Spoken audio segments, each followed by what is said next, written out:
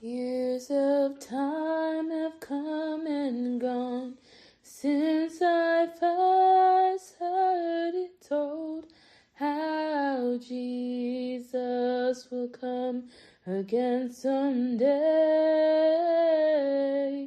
If back then it seemed so real, then I can't help but feel how much closer His coming is today.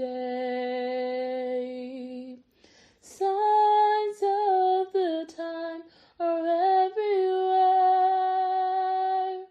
and there's a brand new feeling in the air.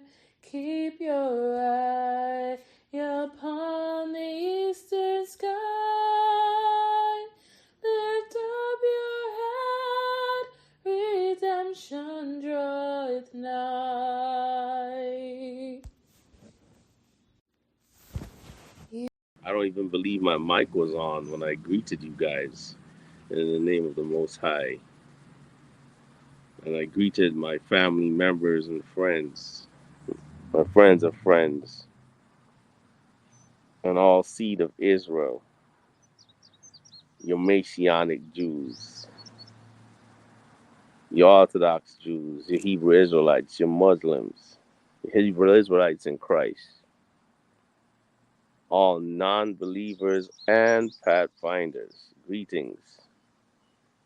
Jesus said, "For God so loved the world that he gave his only begotten Son, that whosoever believeth in him should not perish but have everlasting life.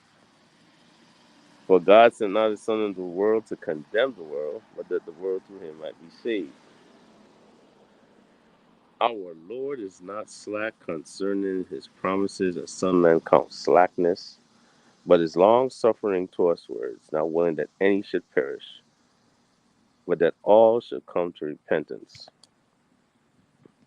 Yes, the introduction is a little bit weird, and that's to tell you I have not been filming in the last 4 weeks.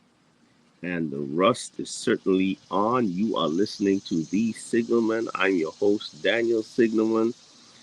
And I hope that this pre-recorded show is a blessing to all.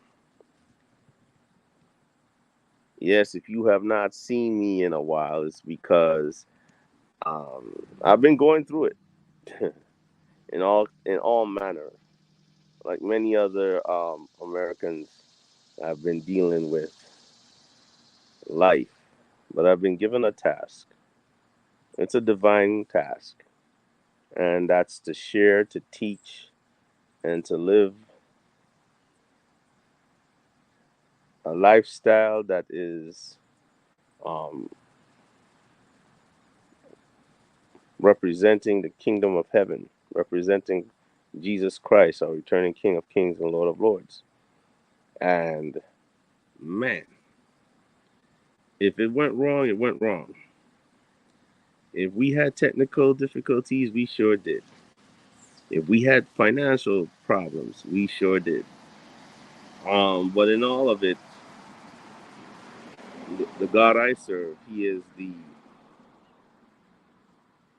owner of the silver and the gold and of Bitcoin, and the earth is his and the fullness thereof. And so we move forward. We move forward in continuing to point everyone to the way, the truth, and the life, which is Jesus Christ. Please, please, please, if you know me, in your morning devotions, say a prayer for yours truly, Daniel Signalman, because for a very long time the enemy has known that his time is short.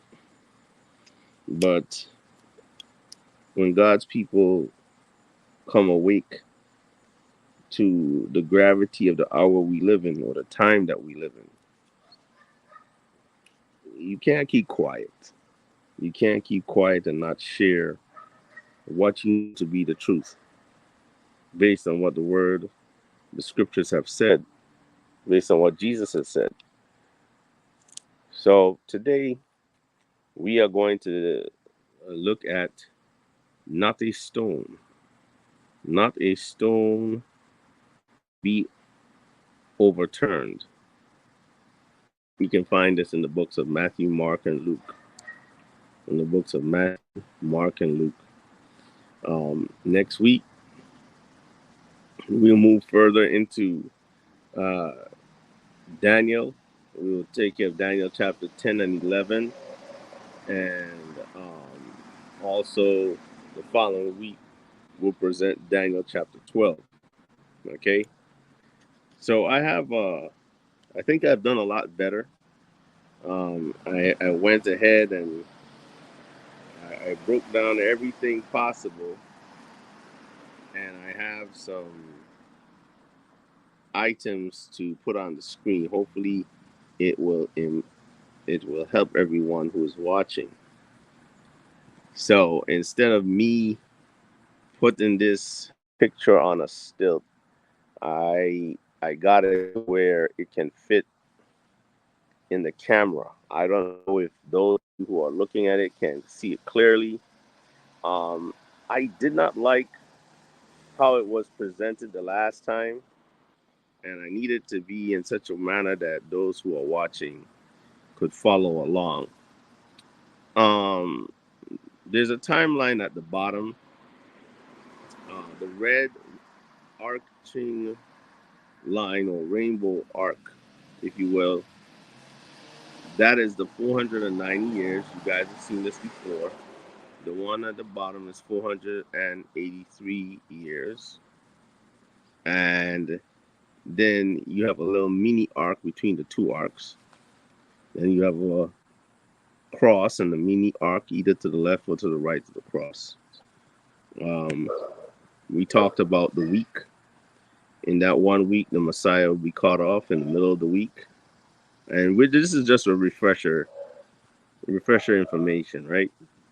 And so 3 years, 3.5 years, Jesus started his ministry from the baptism, and he was cut off in the middle of the week.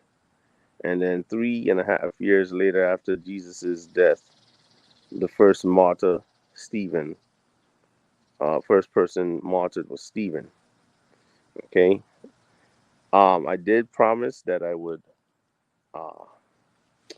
improve the chart before, and we can go to the next chart, which is the 2300 day prophecy chart. Okay. And this one we're not totally finished with because it involves the book of Revelations. In the book of Revelations, we will have to go, I think it's Revelations 12, and discuss the 1200 day of prophecy. The infamous person that you hear in the back is a new member of the family who has to learn to adapt to how things are done here. So if there's any type of movement, he makes noise. And so you hear that dog making noise. All right. So as you look at the screen, at the top it says the 2300 day prophecy of Daniel 14. Okay. And so right underneath it, there's a line of demarcation. Okay. This line of demarcation to the left is saying the gospel is only preached to the Jews, right? And then to the right, the gospel is preached to the Gentiles. So in the 70 weeks of Daniel 9:24 is the 490 day prophecy. the 60 weeks and the 70th week. And we're looking at the left side of this chart. The reason why we say 69 weeks and the 70th week is because in the 70th week, in the middle of the week, Jesus is crucified. Remember that days are considered years. Days are considered years. Or you can look at it as sabbatical years, or every 7th year. You can count it that way in terms of years. Somebody else has done it that way. I look at it as one day equals a year. And I've explained this in other videos. Now, when you're thinking about the 2,300-day prophecy, it begins in Daniel Ezra chapter 7. And verses 1 to 27 gives you the starting point. This starting point in terms of history is 457 BC. Okay, unfortunately, I only have B. I didn't put the C. What is BC? Right? That is 483 years. Okay, that was when Jesus was baptized. And then, of course, 3.5 years later, after his anointing, he was cut off, he died. And in 31 AD, that was his crucifixion. All right, that was fulfilled. Daniel 9, 26, 27. And 3.5 years later, which is still part of that 1 week, Stephen was stoned to death. Now, I'll repeat, I've done this in the past. Other individuals that teach about this prophecy may omit the 70 AD prophecy, which Jesus spoke about in the New Testament. Now, let's turn to Luke. I'm going to choose not to. All right, let's go to Matthew 24. Matthew 24. Matthew 24. Matthew 24 says, Jesus went out and his disciples and departed from the temple, and his disciples came to him to shew him the buildings of the temple. And Jesus said unto them, See ye not all these things? Verily I say unto you, there shall not be one left here, one stone upon another, that shall not be thrown down. I'm going to repeat that again. And Jesus said unto them, See ye not all these things? Verily I say unto you, there shall not be left here one stone upon another, that shall not be thrown down. And as they sat upon the Mount of Olives, the disciples came unto him, and privately saying, Tell us, when shall these things be? And what shall be the sign of thy coming and the end of the world? Okay, so that is Matthew's take on what inspired when they were talking about the temple. Okay, I have heard some talk about, in the 70th and 70 AD, Jesus returned to earth. It seems to be a growing group of people that believe that in 70 AD, Jesus returned to earth. But Jesus was very specific in what he said. He said that no one knows the day nor the hour, even the angels, when the Son of Man shall return. In Matthew, he says it very clearly that as the lightning shines in the east and flashes in the west, so shall it be when the Son of Man shall come. I don't know where these individuals are getting the information from, but that's not what Jesus said. Jesus told Pilate, no, Jesus told the Pharisees in Caiaphas's court, I am. When they asked him to tell him if he is the Son of the living God, he said, I am. And hereafter you will see the Son of Man coming in the clouds at the right hand of power. There is no doubt in my mind that what Jesus said is going to happen. When? I don't know when.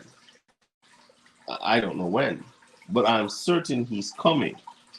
And as long as he has not come yet, everyone listening under the sound of my voice has an opportunity to choose him as Lord and Savior, to accept him as the God-given sacrifice for humanity's sins. That's key. What you saw in the desert was just a prototype of what was to come. What you saw in the desert was the prototype of what was to come. In the desert, you had to have a spotless lamb, a lamb without blemish.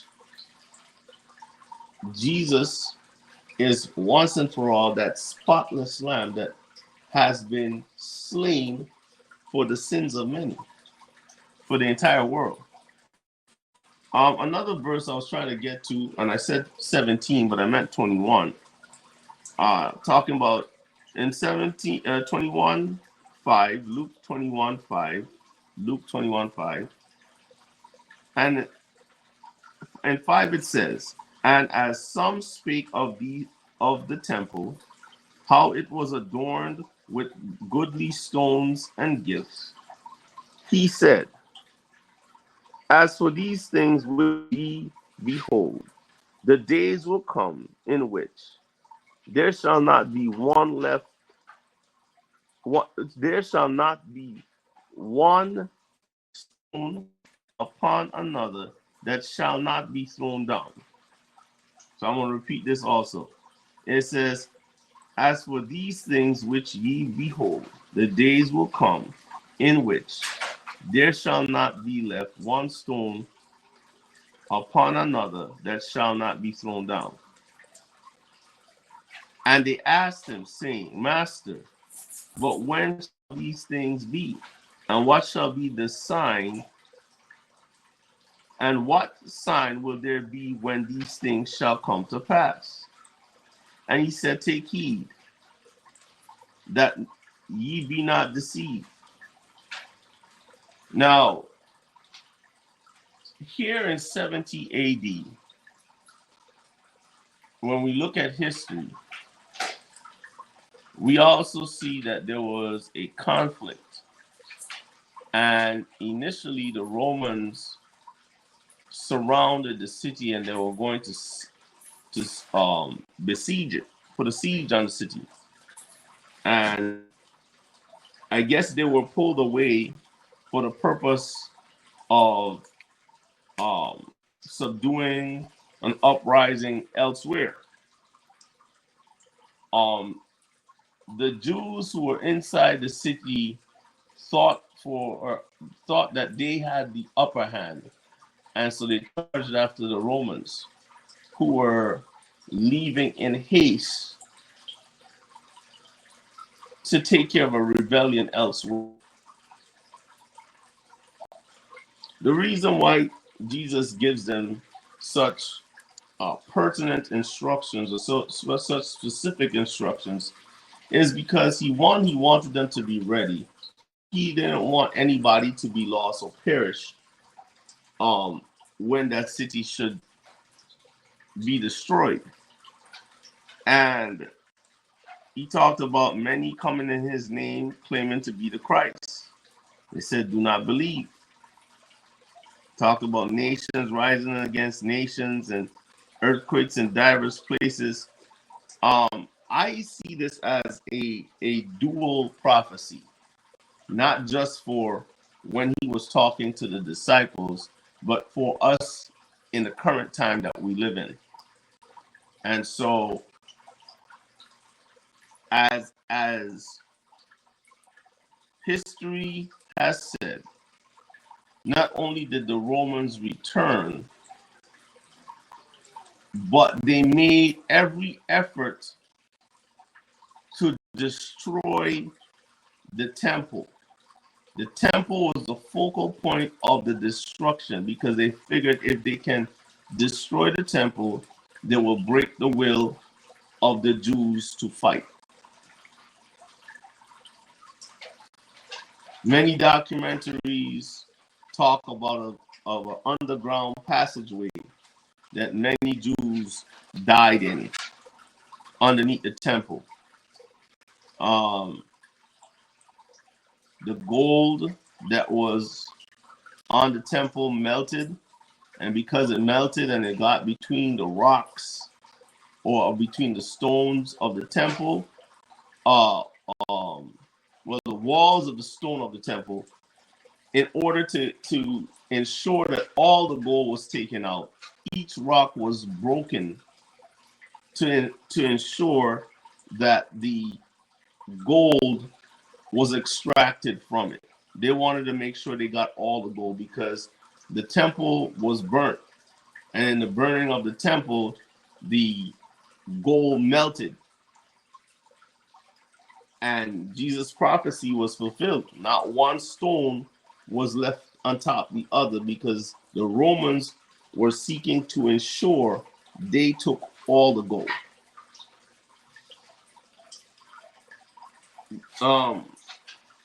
Ladies and gentlemen, I must be very clear. In the places in scripture where Jesus is speaking, I pay close attention to. Not that all the other scripture is not of God. That's not what I'm saying. But I pay attention to. One thing I can testify of is that Jesus has always, his words have always come to fruition. They've always lived out what he said is going to occur.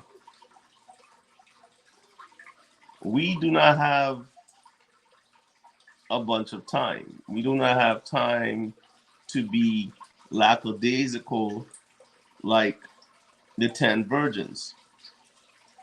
As we wait for Jesus, you get tired. Not of waiting. You might get sidetracked. I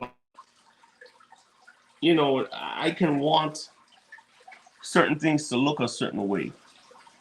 But I have to remember, and I'm talking about me as Daniel, I have to remember that my God shall supply all my needs. Jesus said, Lo, I am with you even to the end of the age.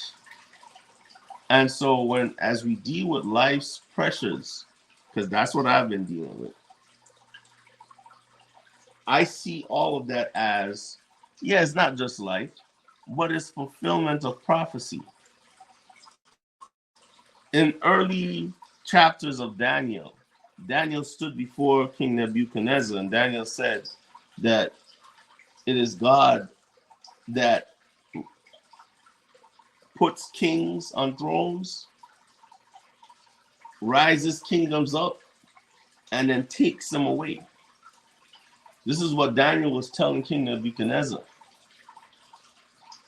Here in the United States, we see a changing of the guard as two men battle for the presidency. the value of the dollar is all but gone. There's a crumbling of a so-called empire and a rise of another one. And the rise of the other one is going to persecute God's people. And this same United States is going to be the one to enforce whatever laws come up. You know, there's a cliche that goes around that the United States polices the world. It has one of the best navies, air forces, military, if you will. And to some degree, it polices the world. But Jesus said, when you see all these things happening, to look up, for your redemption draws nigh. You know, food prices are higher than they've ever been. You know, and that's why Jesus here in Matthew and in Luke was talk about woe unto them, you know, who have children or that suck, you know, because now your concern is also for your kids. Well, what are they going to eat? What is going to happen to them? And as parents, our focus may weigh in the balances because we're concerned in taking care of our children. Whereas we have to remember that man shall not live by bread alone, but by every word that proceeded out of the mouth of God. On some level, you know, we have to hold on to what we know to be true, the promises that God has given us. God gave them a prophecy. Jesus prophesied, and that prophecy came to fruition in 70 AD. And many people died because they stayed in the city. Jesus said, when you see them in campus, you round about. If you're on the rooftop, don't go down. If you're in the field, don't go back to the city. Just leave. The whole premise for leaving was to ensure that when you left, you looked inconspicuous. There was nothing about you that said you were leaving. You just looked like somebody who was going about their daily routine of walking wherever they were walking. That was your opportunity to escape. No matter if the market crashes, no matter if, you know, we go digital and the dollar is no longer of value, our God will supply all our needs. I'm not going to hold your ears hostage, but I ask for your prayers. I ask that you keep me in prayer, that I continue to be true to providing the necessary information that God has imparted to me to share with everyone. And with God's help, I will not take a hiatus